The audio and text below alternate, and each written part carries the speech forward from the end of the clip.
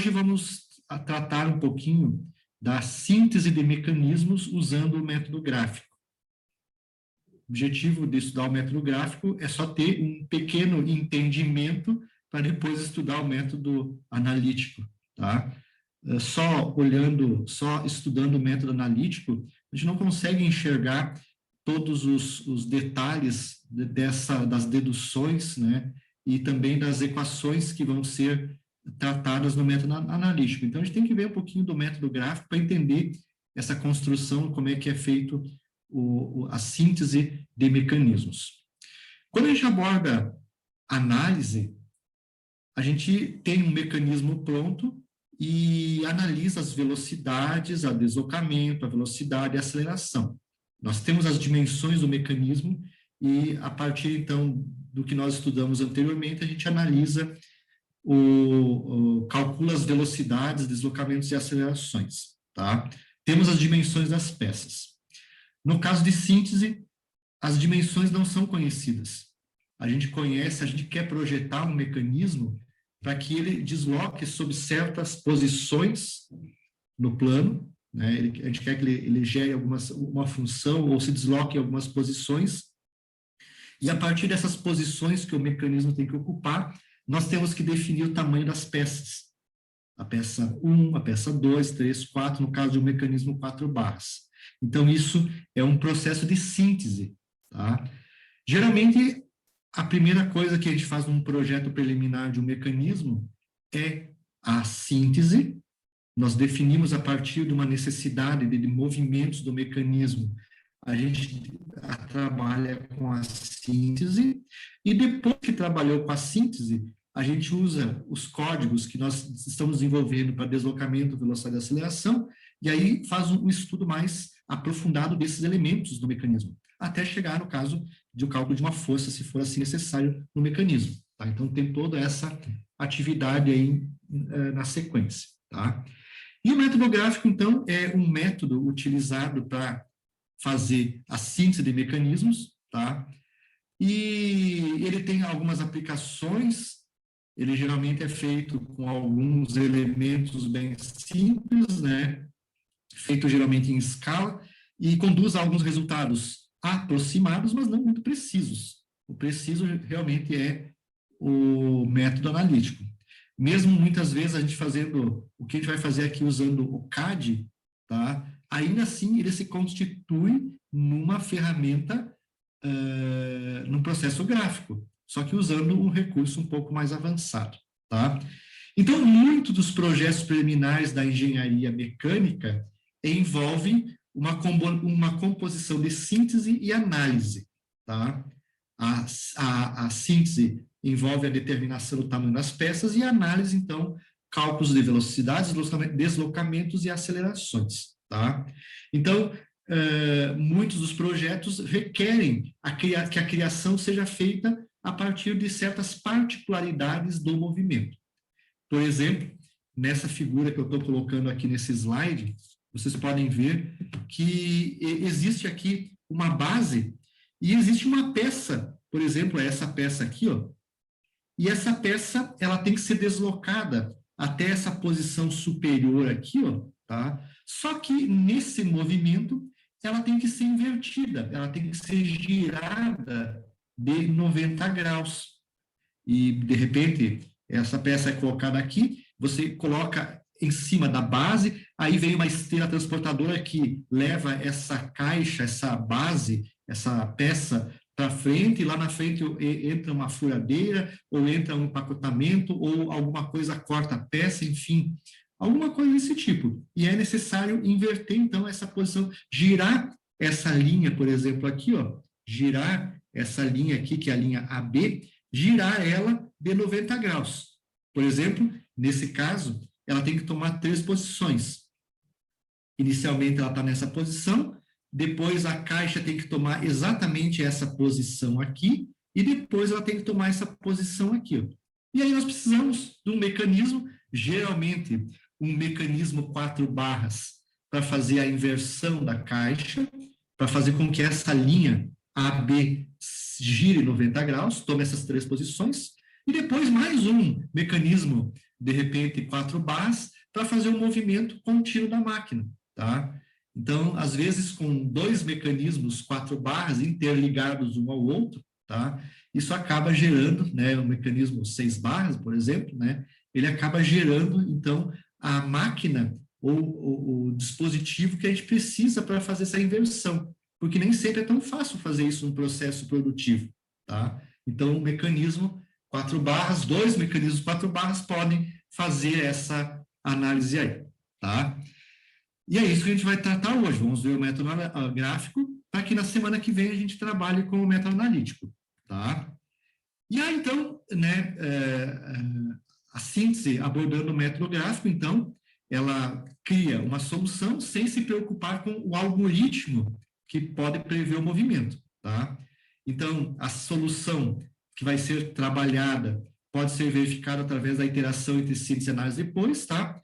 E há também muitas ferramentas de CAD e CAI, né, que podem auxiliar o projetista a fazer essa abordagem gráfica, tá? Sem ter o algoritmo para fazer a simulação. Mas nós queremos ter o algoritmo depois para colocar no Silab e fazer as simulações que nós precisamos no mecanismo, tá? Então, num mecanismo desse tipo, tá? Nós podemos ter a geração de função, caminho e movimento. Então, o mecanismo, só por exemplo, o mecanismo 4 barras, ele pode ser um mecanismo que gera uma função matemática, inclusive, tá? Ele pode gerar um caminho ou gerar um movimento. E tem o método gráfico e método analítico para cada um desses 3 casos, tá? Geração de uma função, por exemplo, antigamente existiam os mecanismos de computo, era assim chamado, né? Estranho o nome, né? Mas esse era o nome que era dado a eles, tá? E aí, antes de 1969, por aí, né? Um pouquinho antes de eu ter nascido aí, né? Não tinha computador, tinha o maior computador que tinha era o ENIAC 2000, né? Que tomava o tamanho de uma sala inteira aí, de um prédio inteiro, né? Todo valvulado com válvula, né? Com componentes eletrônicos do tipo válvula. E isso um pouquinho antes, de 67, 66, por aí. E ninguém tinha como fazer cálculos, né? Facilmente, né? Para você ter uma ideia, a calculadora científica surgiu aí por volta de 1978, né? O meu orientador de graduação, né, professor Nelson, né, a tese de doutorado dele, ele era físico, a tese de doutorado dele foi na elaboração, né, de uma calculadora científica, em 1977, 78, né, e aí, em 89, quando eu entrei na universidade, ele foi meu orientador por 5 anos, né, e vejam que surgiu depois. E daí não existia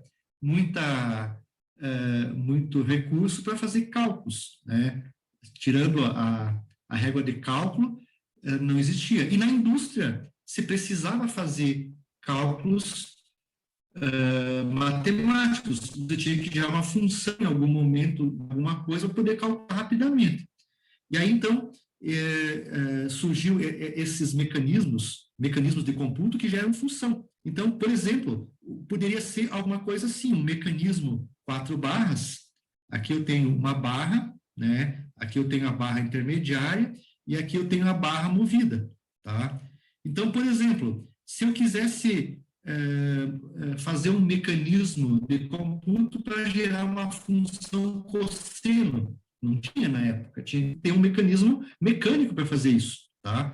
E aí, então, por exemplo, o tamanho dessas barras, da barra 2, da barra 3, a intermediária, a 4 e a 1, né? Vamos pegar aqui.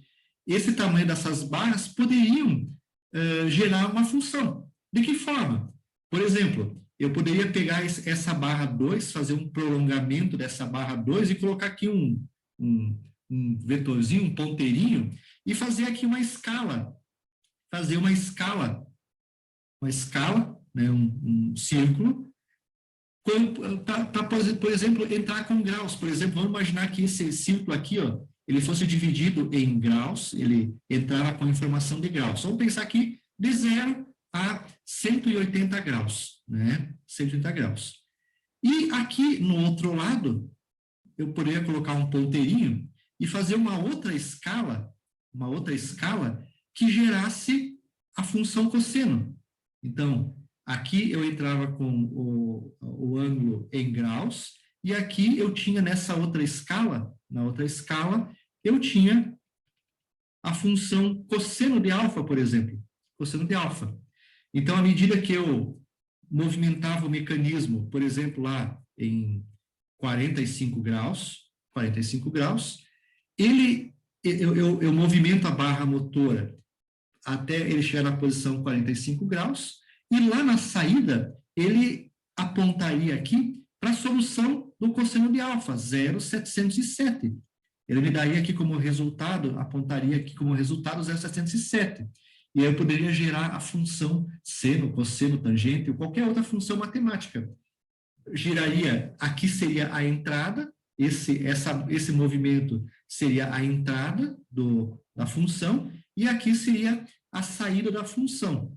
E aí existem alguns métodos gráficos e analíticos que você define a função, e aí, usando esses métodos propostos por vários autores, eles sugerem o tamanho dessa barra 2, da barra 3, da barra 4, de tal forma que quando elas estão unidas juntos, ocorre essa função.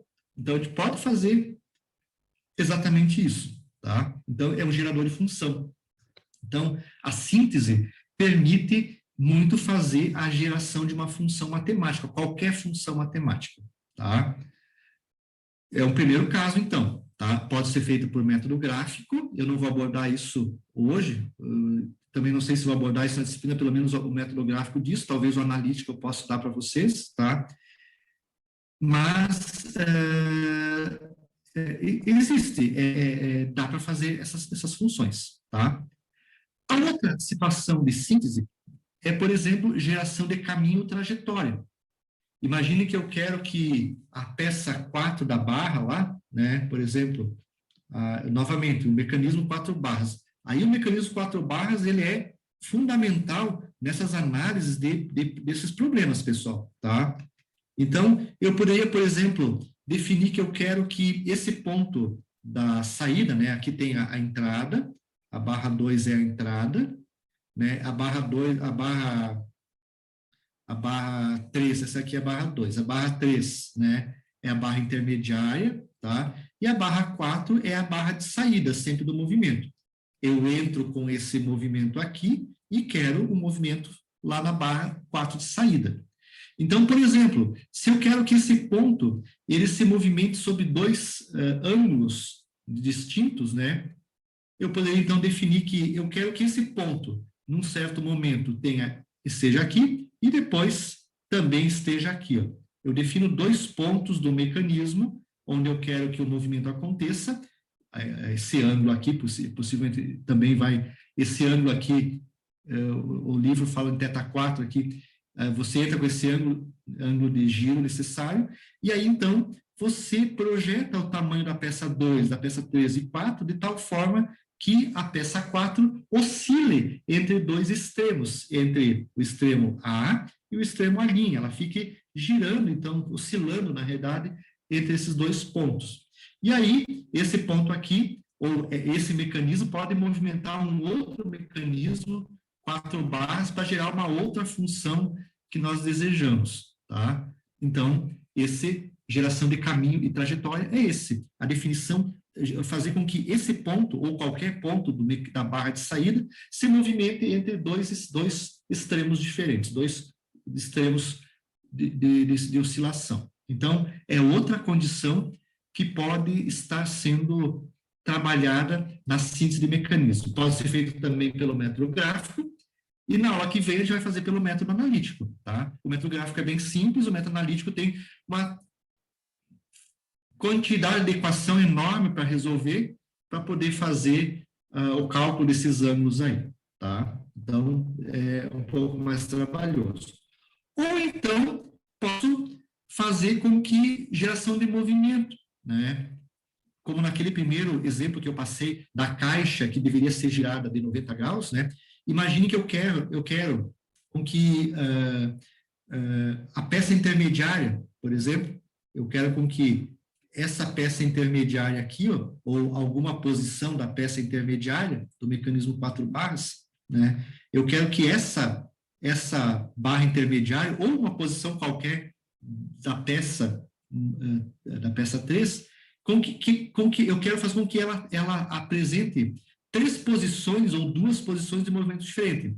Num certo instante, eu quero que esses 2 pontos aqui, ó, estejam aqui. Depois de um certo giro, eu quero que esses 2 pontos tomem essa posição aqui. E depois de um certo giro maior, eu quero que eles apresentem essa posição. Vamos pegar aqui, ó, a linha, né? Aqui novamente o A e o A', aqui também o A e o A'.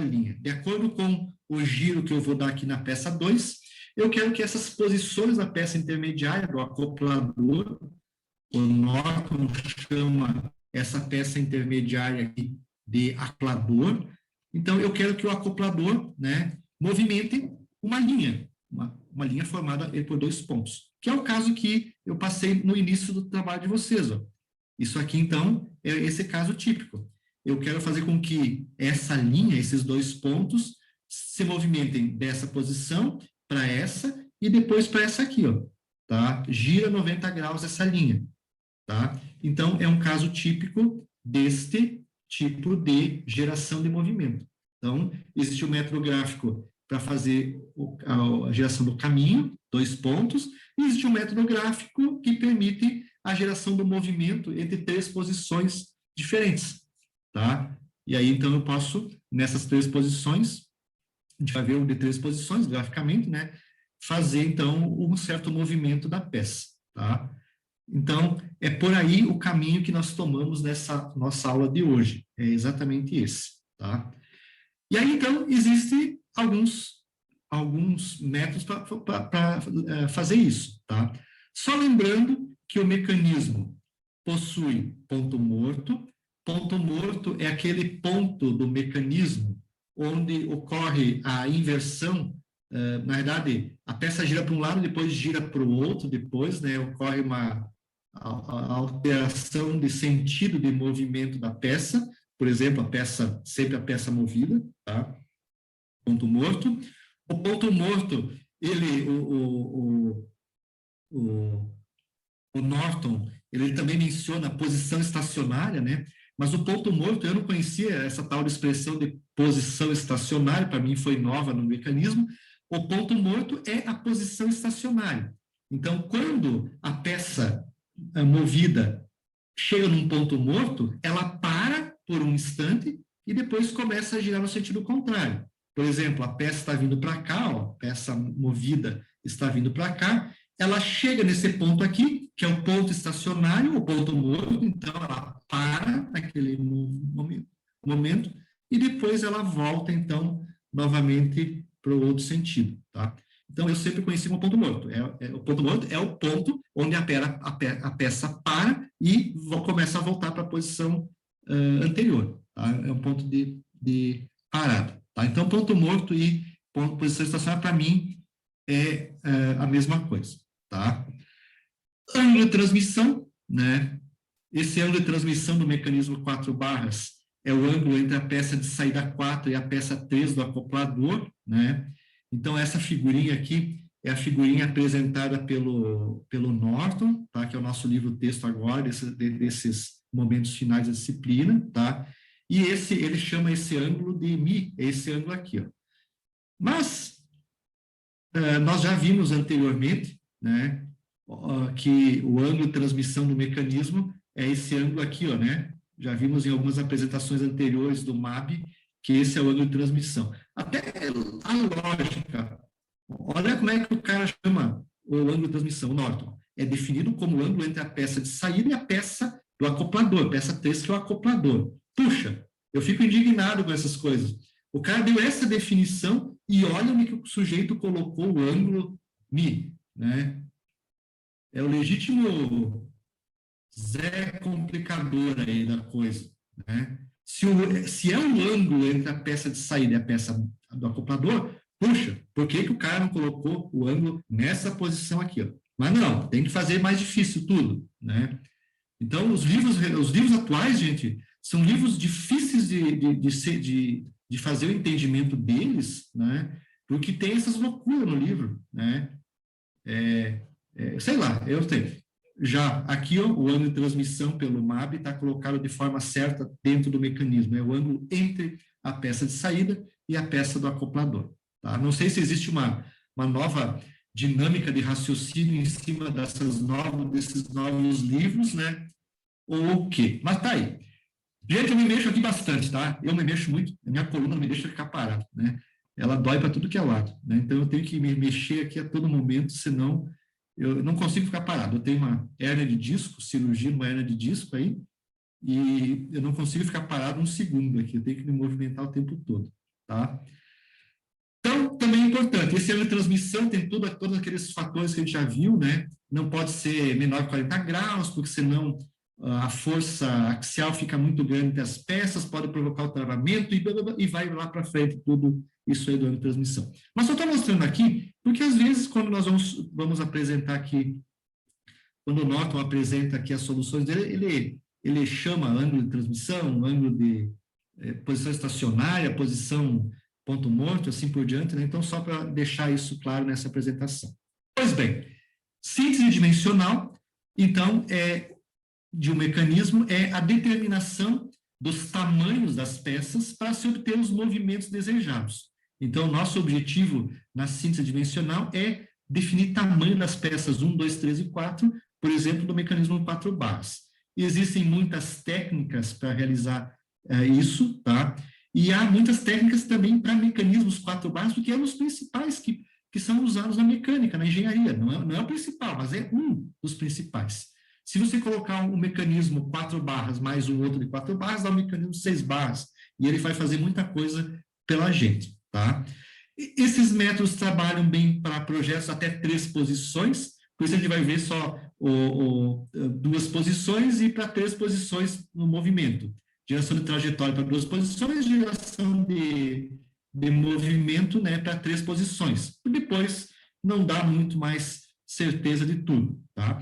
E no método gráfico se usa compasso, transferidor e régua e desenho em escala para fazer, então, o desenho do mecanismo. É claro que se nós substituirmos compasso, transferidor e régua pelo CAD, pelo SolidWorks, tá? Também dá para fazer, fica mais preciso, tá? Mas ainda assim continua sendo um método gráfico. Tem que gerar arco, tem que gerar movimentos e assim por diante.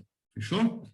Bom, a síntese de 2 posições, que é o que nós vamos ver no primeiro momento, esse exemplo, tá?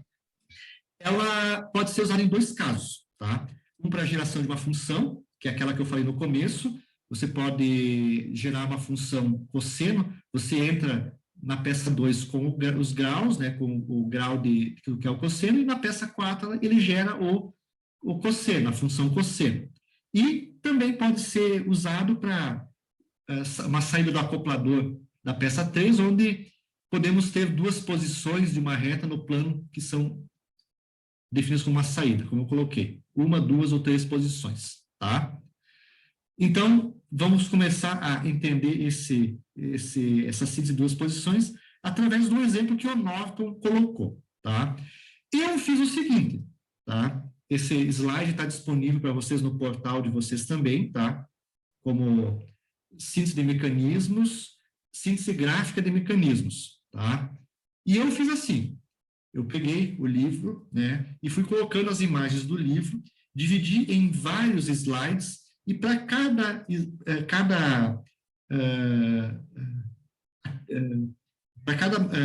situação, para cada momento que tem que ser resolvido, tá? Eu coloquei, então, colori o slide para mostrar o que está sendo feito. Eu fiz assim para tentar mostrar para vocês. Mas se vocês preferirem ler o livro, leiam, porque vai ser importante também, tá?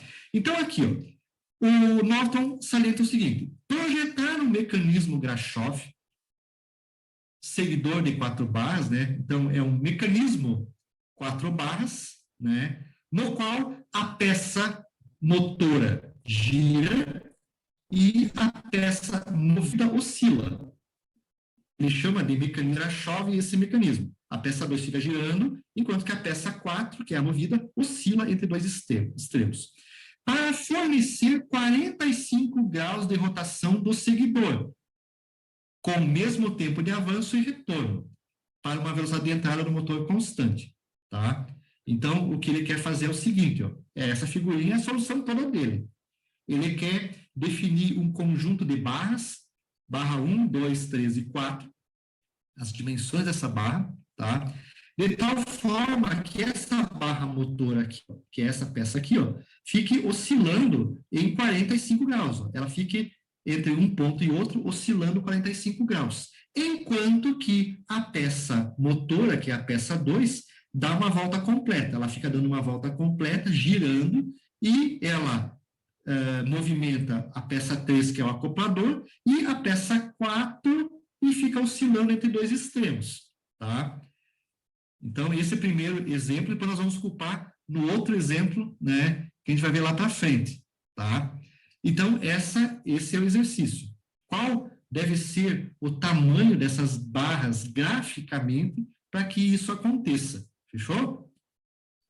Bom, então, tem todo o método que a gente vai colocar na seguinte, passo a passo, tá? Então, para cada passo, né, eu destaquei em cima da figura do Norton, tá? O que está sendo feito. E vocês vão seguir os mesmos passos, só vão mudar a posição do ponto A4 ou a posição do ponto A2 e vão seguir o mesmo método para fazer um projeto de um mecanismo metrográfico, tá? O que vai mudar só é a posição. Ó, aqui está assim, lá no outro vai estar assim virado, ou vice-versa.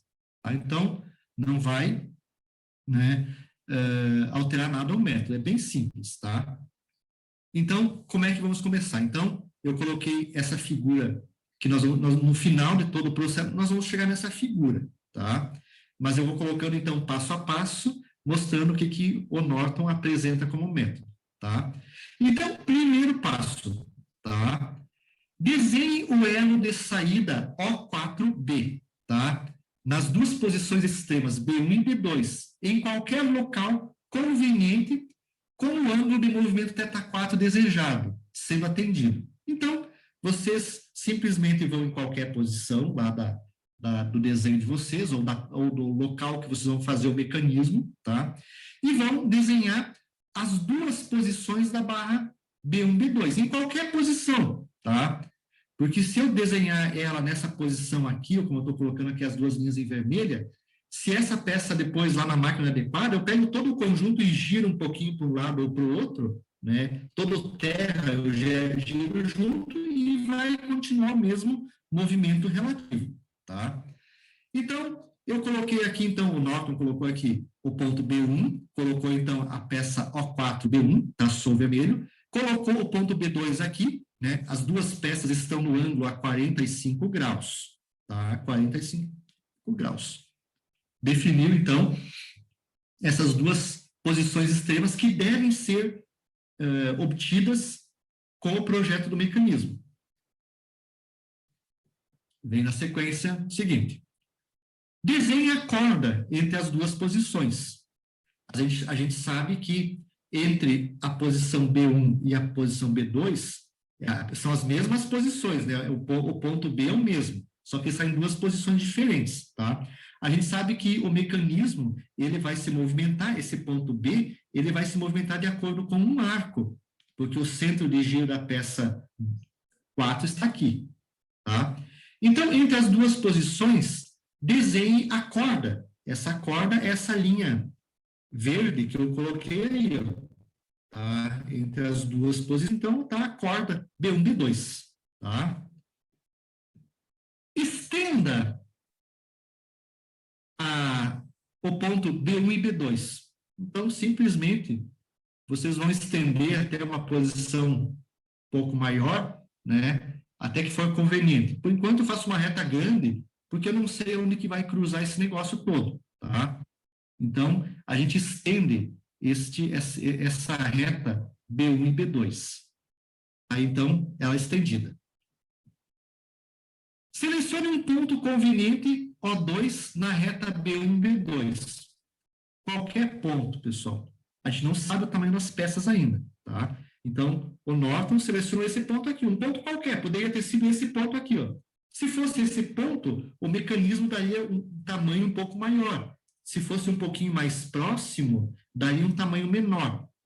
E no final, nós precisamos verificar esse mecanismo usando as leis de Grashof para ver se ele é um mecanismo cursor, biela, manivela, né? Cursor, né? Acoplador e manivela. Porque ele pode, dependendo da posição que eu escolho, ou mais para cá, né? Perdi o mouse, aqui, ou mais para cá, ou mais para cá, de repente ele pode travar em algum momento aqui e não oscilar. A peça 2 só pode oscilar, e a peça, eu estou ao contrário aqui no desenho, a peça 3 também pode oscilar, a peça 4 oscilar também, tá?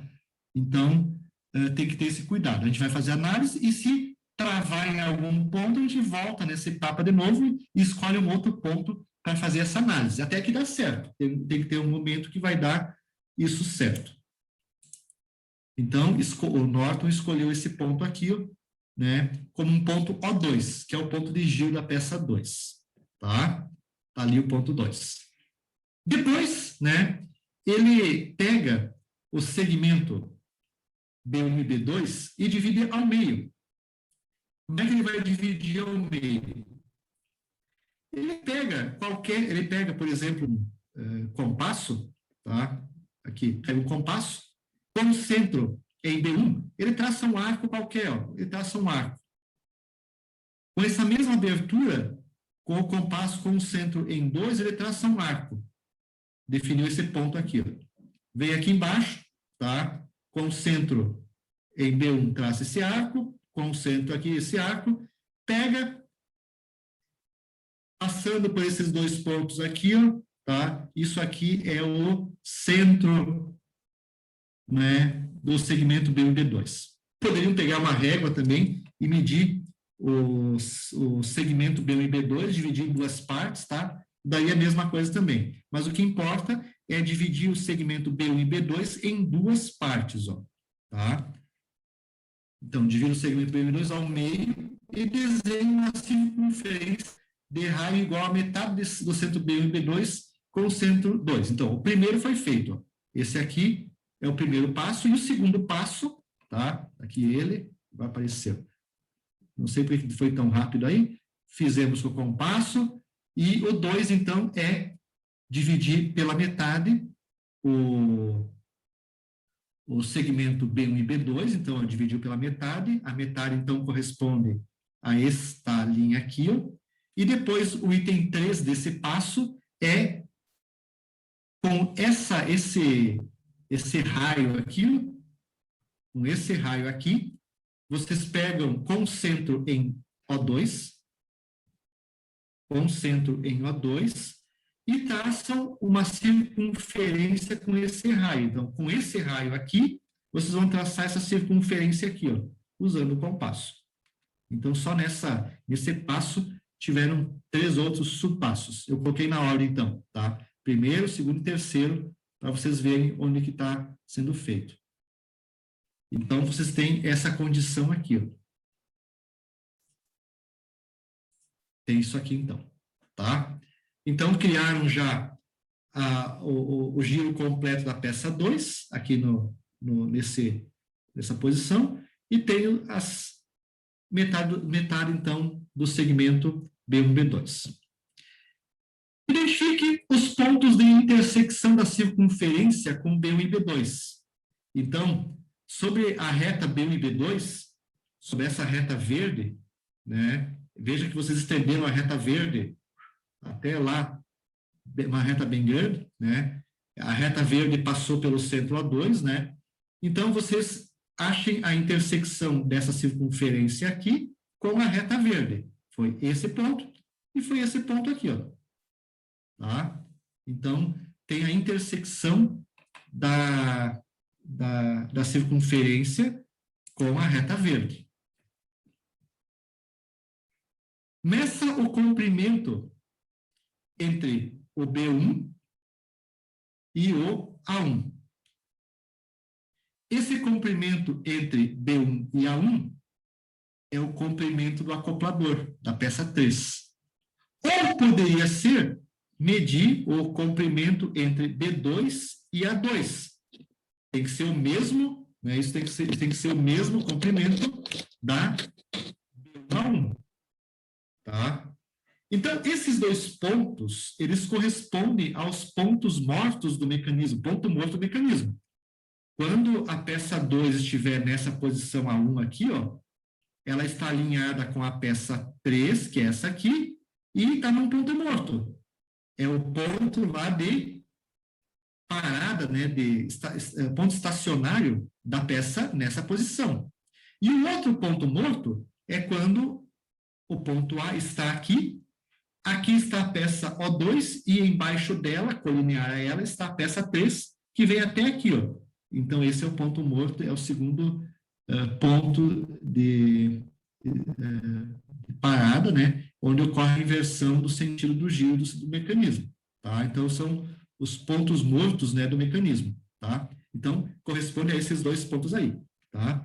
E aí, então, já, né, a definição. Então, vejam, a partir do tamanho dessa peça aqui que foi definida inicialmente, vejam que eu defini em escala ela, fiz o desenho em escala, então eu defini essa aqui com um certo tamanho, tá?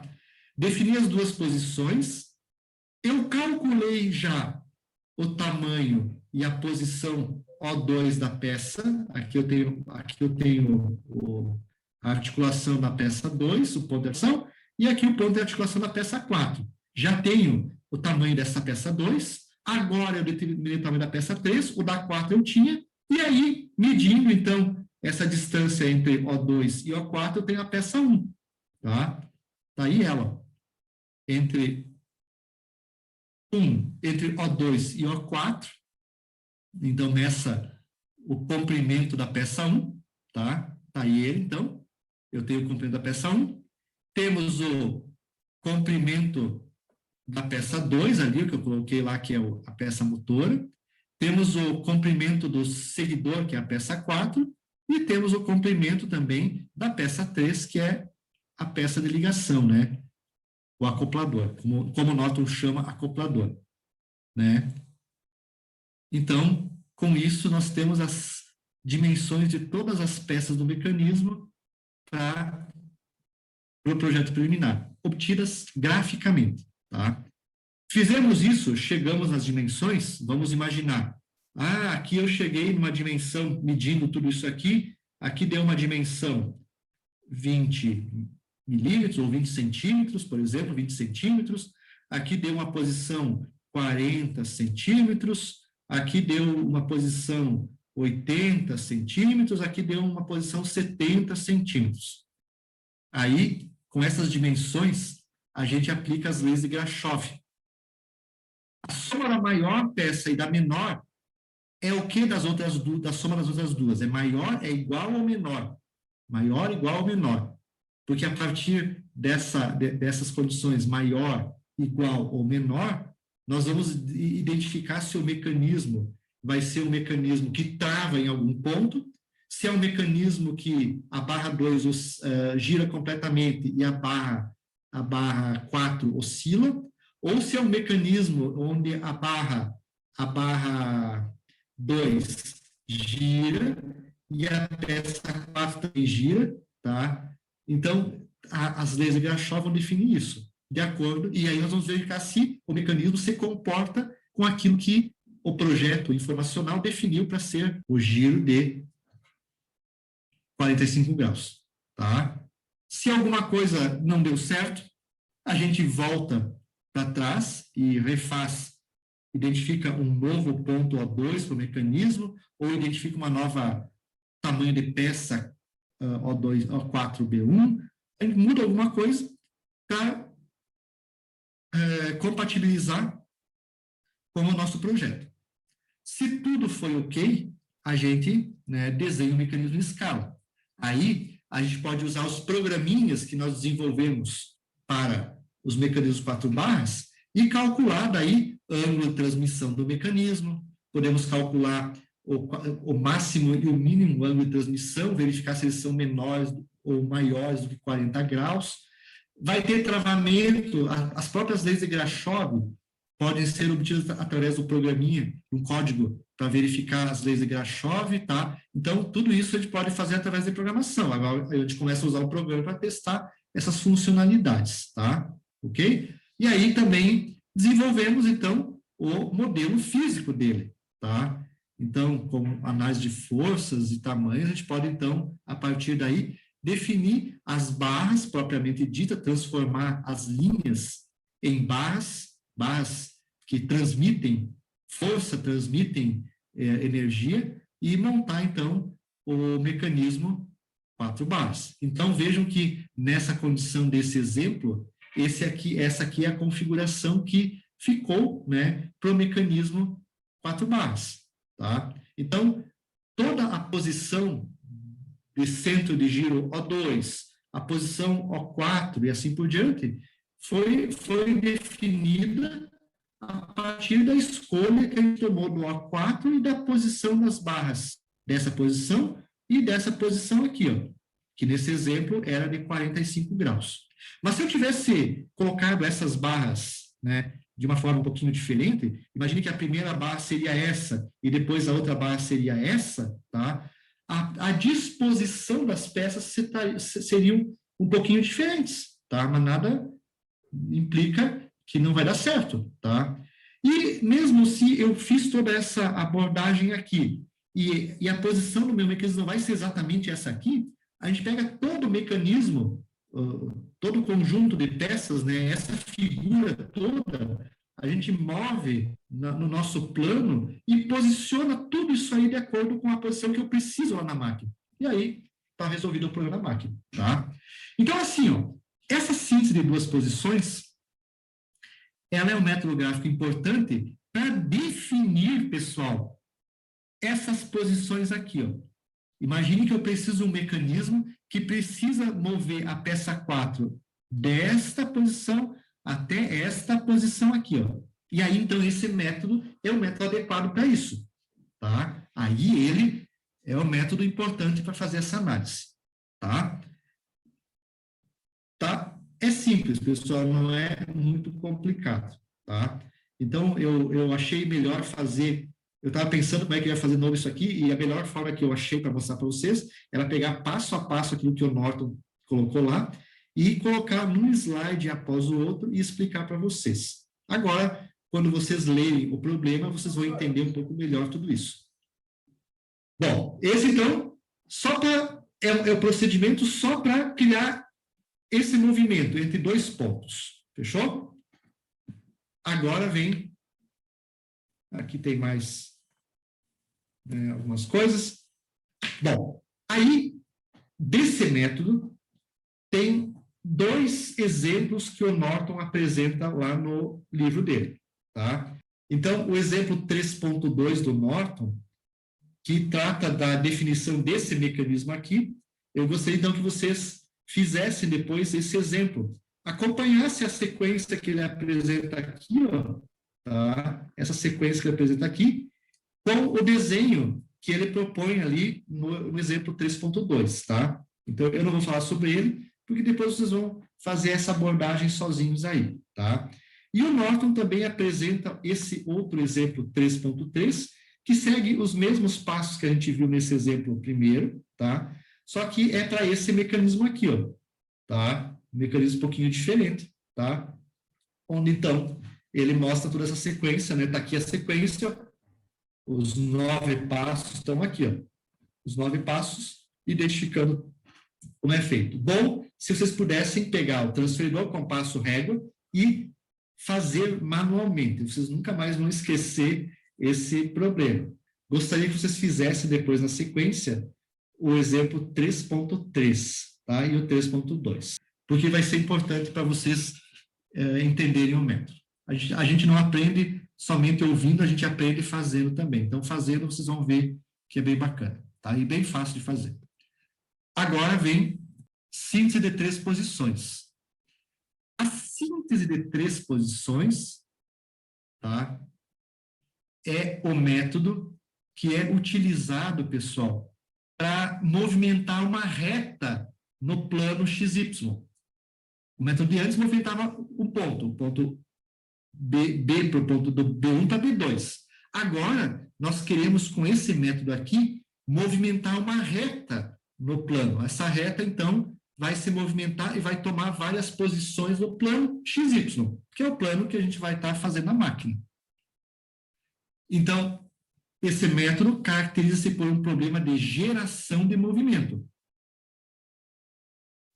Além da geração desse mecanismo, tá? Para podermos gerar o movimento de uma reta depois no plano, depois de fazer esse mecanismo, nós vamos ter que acrescentar outras partes do mecanismo, outro mecanismo de 4 barras, para fazer a oscilação da peça motora desse mecanismo aqui. Então, vai se transformar num mecanismo 6 barras, ou coisa assim, né? Como um todo. 2 mecanismos, 4 barras, um atrás do outro, né? Vou formar um mecanismo, né, um pouco diferente, onde cada um vai ter uma função diferente no sistema. Um movimenta uma reta e o outro, primeiro, movimenta, então, entre 2 pontos. Também, para vocês verem como é que funciona esse método, vamos seguir o exemplo do Norton agora, tá? Que é o exemplo que está na página 125, tá? Dependendo do Norton que vocês estão usando aí, tá? A página, eu estou usando o meu aqui, ó. Eu estou usando esse aqui, tá? Não aparece o livro aqui na apresentação aqui, tá? Eu estou usando o Norton. As páginas, então, são um pouquinho, se não me engano, essas páginas que eu estou colocando aí são as páginas do livro-texto que eu tenho aqui em casa, tá? E se vocês pegarem outros livros, a página vai ser um pouquinho diferente, 2 para frente, 2 para trás, alguma coisa assim, tá? Ok? Tá, então, a gente vai acompanhar agora essa solução. E esse exemplo, então, que é a síntese de 3 posições, tá? Ela agora envolve o seguinte, ó. Nós temos que projetar um mecanismo de 4 barras com saída no acoplador. Na realidade, a gente vai projetar um mecanismo 4 barras, tá, ó. Tá aqui as 4 barras. Barra 1, a barra 1, a barra 2, a 3 e a 4. Esse mecanismo vai estar vinculado com essa peça aqui, ó. Eu quero movimentar alguma parte desse mecanismo em 3 posições, tá? Essa peça 3 aqui, ó, poderia ser uma peça que tem essa configuração aqui, por exemplo, e eu quero daí movimentar uma parte dessa máquina, né, dessa peça 3, segundo o movimento de uma reta. Eu quero movimentar uma reta desse mecanismo aí, tá? Então, projetar o mecanismo 4 barras para mover o elo CD, mostrado a posição C1D1 para C2D2 e depois para a posição C3D3. Os pivôs móveis são C e D, né? Pivô é articulação, tá, pessoal? Articulação, né? Na indústria, eu nunca vi ninguém falando pivô, pessoal. Eu vi sempre falando articulação. Então, por favor, chamem articulação. É os pontos de articulação do sistema, tá? Descubra a posição da articulação fixa, tá? Descubra qual é a articulação, a posição da articulação fixa. Então, está aqui o mecanismo. Eu, na realidade, quero movimentar essa reta C1, D1, para a posição C2, D2, e depois para a posição C3, D3.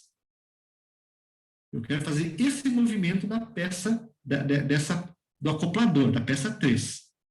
Tá? Então, eu quero fazer esse movimento. Como é que eu vou fazer isso? Usando a síntese de 3 posições, método gráfico. Tá? Como é que isso vai aparecer? Vai ser assim. Deixa eu apagar, então, isso aqui. Primeiro, desenhe 3 posições que a gente precisa. A posição C1D1, a posição C2D2 e a posição C3D3.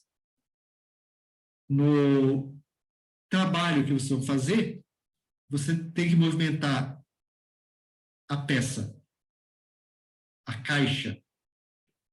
Você não tem que movimentar essa caixa aqui, essa linha da caixa, para 45 graus e depois para 90 graus de giro. Então, um exemplo que vocês vão fazer depois, graficamente, que tem que entregar como avaliação da disciplina, tem que movimentar uma reta de acordo com essas 3 posições aqui, ó. 1, 2 e 3. Então, desenhem as 3 posições que vocês precisam do mecanismo. Tudo em escala. Escala certinha, tem que ser, né? Antigamente a gente pegava no tecnígrafo, né? Tecnígrafo é aquela régua que se movimenta, né? Cadê aqui a minha mão aqui? Aquela régua que se movimenta na mesa, né? Pode movimentar para qualquer lado, ela pode ter movimento paralelo. Antigamente a gente tinha aquele tecnígrafo para fazer tudo isso. Então nós pegávamos, eu tenho em casa, na casa do meu pai e da minha mãe lá, eu tenho a minha mesa de desenho, é uma mesa que tem, eu acho que 2 metros por 2 e tem um tecnígrafo gigante lá que movimenta para tudo que é lado para fazer os desenhos. Tá? Antigamente era assim, não tinha CAD. Então era com o tecnígrafo. Podem fazer no CAD isso agora. Então, pegue uma folha gigante lá, coloquem a escala do desenho e comecem a desenhar as posições que o mecanismo de vocês vai ocupar. Tá? O bom é fazer em escala. Aí não tem erro. Naquele caso lá, como a mesa era grande, tá? Realmente dava para fazer em escala. Tá? Ok? Bom, tá então as 3 posições. Aí vocês pegam o seguinte. Entre a posição C1 e C2, ó, tá aqui o C1 e tá aqui o C2. É essa posição aqui, ó. Trace essa reta aqui, ó. Entre a posição C2 e a posição C3, trace essa reta verde, essa reta azul aqui. Então, desenhe as retas de construção entre o ponto C1 e C2, e de C2 a C3. Tá? Essas retas, então, estão mostradas aí. Azul, essa e essa aqui. Bisseccione a reta C1 e C2. Divida ao meio. Né? Divida ao meio a reta C1 e C2. Para dividir ao meio, divida ao meio e passe essa linha de divisão estenda ele. Então, eu dividi ao meio. Vamos colocar aqui. Poderia usar a mesma regra de antes do compasso, né? Foi dividido ao meio. Dividir ao meio aqui, dividir ao meio também aqui, ó. Tá? Aí, trace uma linha perpendicular, então, ó, a 90 graus aqui, ó, vocês tracem uma linha, que é essa linha verde, ó, e estendam ela até lá embaixo, porque vocês não sabem onde que vai cruzar o mecanismo. Estendam ela para cima e para baixo. Uma linha de construção também. A mesma coisa vocês vão fazer com a segunda reta. Perpendicular, então, perpendicular a linha C2, C3, exatamente no ponto médio, no ponto dividido ao meio, trace uma outra linha de construção que vai ser... Essas 2 linhas, então, ó, as linhas de construção, elas acabaram, então, cruzando as 2 linhas verdes, elas acabaram se interseccionando em um ponto. Esse ponto é o ponto O2. Aqui vai ser das articulações, da articulação fixa do mecanismo. Tá? Esse é um ponto de articulação do mecanismo. Tá? Ali vai estar o centro de giro da peça 2. Tá? É uma articulação do sistema. Então, onde cruzou as 2 linhas, vocês coloquem esse ponto, que é o ponto O2. Na sequência, façam a mesma coisa para as linhas, né, D1, D2 e D3 e D2, D3. Então, ó, D1, D2, vocês traçam essa linha azul. Entre D2 e D3, vocês traçam essa linha azul também aqui, ó, que a minha está ficando vermelho. Façam a mesma coisa. Dividam, bisseccionem ela, dividam ao meio, né, a linha, e tracem uma linha perpendicular a essa linha azul. E estendam ela até onde der. Até onde der. Não sei onde que vai cruzar depois. A mesma coisa para esse ponto aqui, o D2, D3, dividam ao meio, trace uma linha perpendicular, que é essa amarela aí, e onde interseccionou as duas linhas, opa, ponto de interesse meu, ponto A4, né? Aí vai estar um ponto do meu mecanismo, 4 barras, centro de giro da peça 4, tá? Então, tá aí, então, o outro ponto. Conecte O2 com C1, ó, O2 com C1, apareceu essa peça aqui, ó, peça 2. E chame de elo 2. O Norton chama elo. Eu chamo de peça, tá? Em todas as coisas que eu estou colocando aqui, eu procuro sempre colocar peça. Peça 2. Peça 2. Tá? Então, coloque a peça 2 entre O2 e C1. Entre O4 e D1, coloque peça 4. Aqui vai estar a peça 4. É o tamanho da peça movida, peça 4. E chame de elo 4, então chame de peça 4. Daqui a 4, essa aqui é a 4. A 2, peça 2. Prolongue a reta C1, D1. Essa peça 4, na realidade, vocês vão prolongar a peça 4 e vão encontrar a peça 3 aqui, ó, tá? A reta C1, desculpe, não é só prolongamento. Entre o C1 e o D1 vai estar a peça 3. Entre C1 e D1, peça 3. E entre O4 e O2 vai estar a peça 4 do mecanismo. Então, pessoal, nesse caso, tá? Nesse caso, nós temos um mecanismo 4 barras aí, tá? Então, essa peça 2, ela vai se movimentar sobre duas posições, ó. Aí, então, agora, se eu fiz o desenho em escala, eu tenho a dimensão da peça 2, eu conheço essa dimensão, conheço ela, conheço essa dimensão aqui, vamos dar aqui. Aqui é 80, consegui encontrar 80, aqui eu encontrei 40, aqui eu encontrei 60, por exemplo, e aqui eu encontrei 120. Consegui as dimensões da peça. Conheço também a posição O4 e a posição O2. E aí, quando eu movimentar a peça 2 de acordo com certos ângulos, eu vou conseguir obter esses movimentos desejados aí. Tá? Então, em uma certa posição, eu vou estar com a reta aqui, ó. Vou estar com essa reta aqui. Depois de um certo giro, essa reta vai passar por essa posição aqui, ela vai estar aqui. E depois de mais um giro do mecanismo, ela vai estar aqui, ó. Me interessam as posições intermediárias? Não.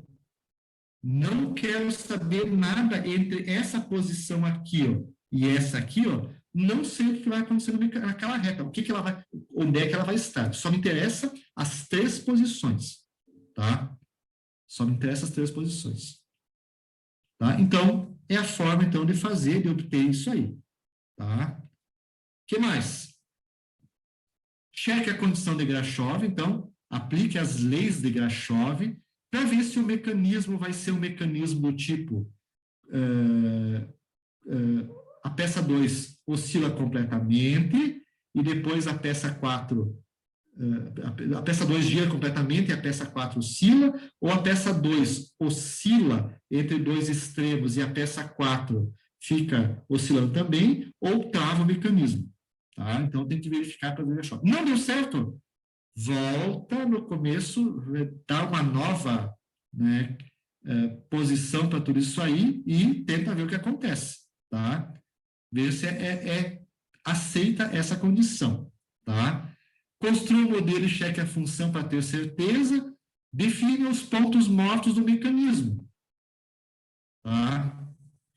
Então, de acordo com essas peças aqui, ó, só essas aqui, ó, a peça 1, a peça 4, a peça 3 e a peça 2 agora, esqueça todas as vias de construção e para essas posições, verifique quais são os pontos mortos do mecanismo. Ponto morto 1, ponto morto 2. Tá? E a partir daí, você pode, então, verificar quais são os extremos de funcionamento do mecanismo. A posição que ele está aí, 2 ou 4, não interessa, tá?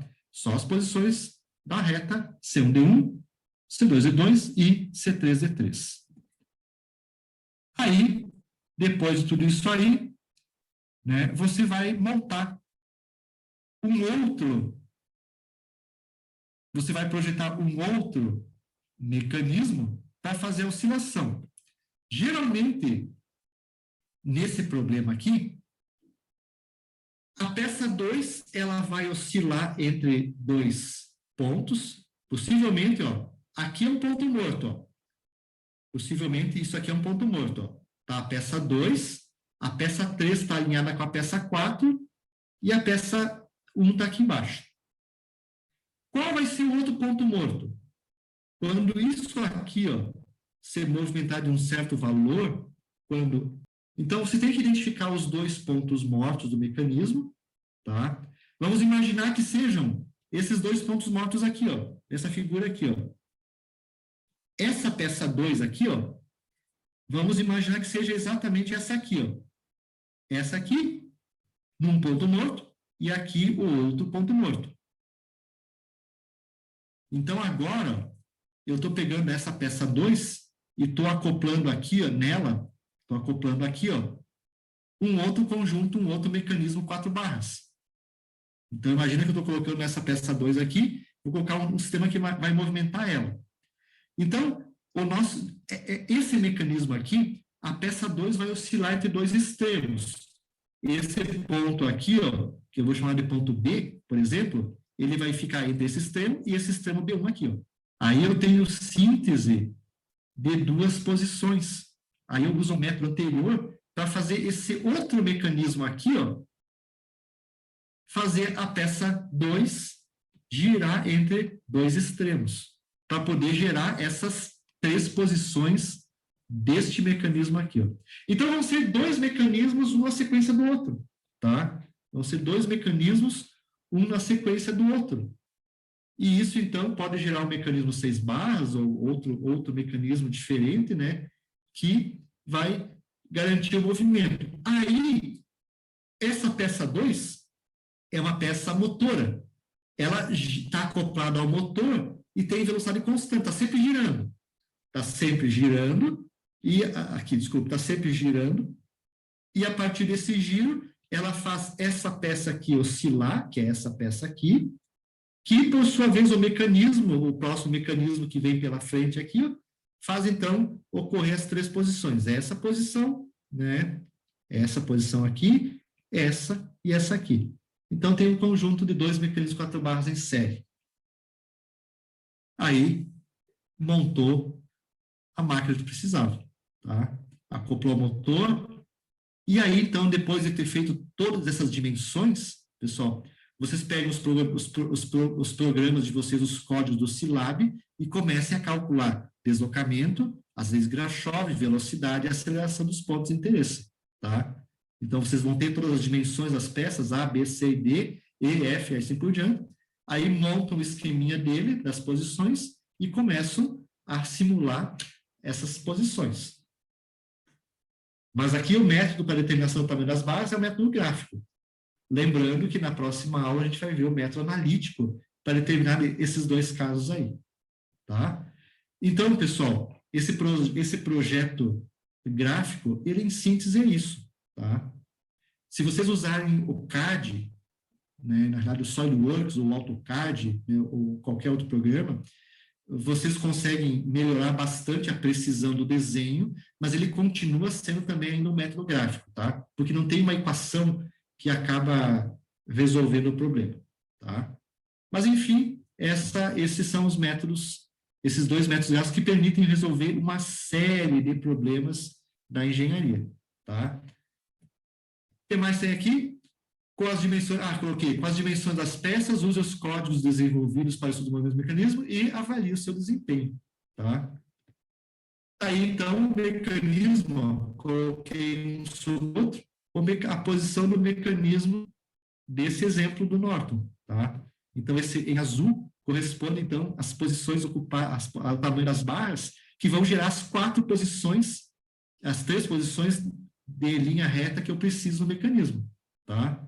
Então, essa peça 3, que é essa peça aqui, ó, essa linha aqui, ó, em um momento vai estar aqui, em outro momento vai estar aqui, e no outro momento vai estar aqui, ó. As 3 posições que a linha vai ocupar. E acoplado a essa aqui, vai ter um outro mecanismo 4 barras, né? Onde essa peça vai girar completamente, que é a peça 2, vai movimentar a peça 3, vai girar essa, desculpe, eu fiz o contrário aqui. Aqui é uma peça só. Vai girar, aqui vai ter essa peça aqui, ó. Vai ter uma peça aqui, essa aqui é a 4 e aqui é a peça 1. Então, ó, esse mecanismo aqui, a peça 2 gira completamente, movimenta o acoplador, que movimenta essa peça que vai ser a 4 desse mecanismo aqui, vermelho, que faz com que a peça 2 fique oscilando entre 2 extremos e garanta, então, a posição 1, 2 e 3 aqui desse outro mecanismo. Então, essa é a ideia aí, né, desses métodos para síntese de mecanismos, tá? Bom, eu coloquei, então, aqui, tá? E agora, né, o Norton apresenta outros métodos, pessoal. Da página 126 a 159, há vários outros métodos, vários outros tipos de mecanismos diferentes, no qual ele faz a abordagem gráfica para fazer a síntese do mecanismo pela abordagem gráfica. Tá? Então, vale a pena vocês depois irem lá e, quando tiverem um tempo, lerem todas essas páginas, olharem com calma, e aí, se tiverem alguma dúvida, me procurarem ou conversarem com mais alguém, enfim, é importante toda essa análise aí, tá? Então, isso é o que eu queria passar para vocês hoje, tá? Para que vocês tivessem, então, esse entendimento aí.